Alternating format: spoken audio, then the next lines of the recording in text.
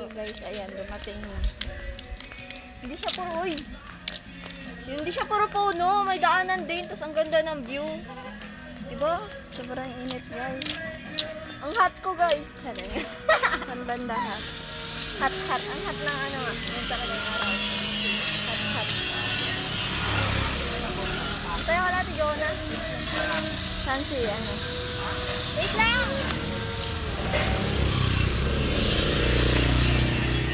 Titignan ka ng mga dadaang motor ma. Ang ganda mo daw. Oo. Ang ganda-ganda po. Hayop na yan. Lalo na kapag walang katabi. Ako, ganda-ganda talaga. Di ba guys? Anak ko guys, oh. Kita yung payungan na, ano? Baka talaga. Kaya ko. Uminitin ka. Alam mo? Uminit. Ay, hindi na uminit. Ngayon na guys, hindi na ako pinayungan ng aking maidlot na anak.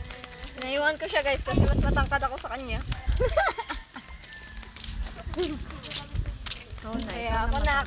Kasi talaga, dot mo kasi nagmana ka kay Papa. Ha? Nagmana ka kay Papa. Ano kay Papa? Papa, para matangkad ka rin, di ba? Lang. Naiwan na yung nanay ko. Kaya nga. Kuyo na.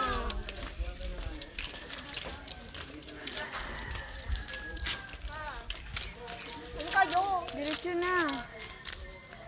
Ano gawin nyo dyan? Ha? Asan ba si ate mo? Walang magpupuntang syudad ng gubat na hindi nagpapaalam sa akin ha. Nicole, cellphone akin na. Punta kayo gubat.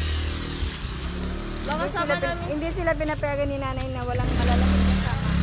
Kasi delikado doon. Masyadong magubat doon. Baka mamaya mapano kayo. Okay na yun.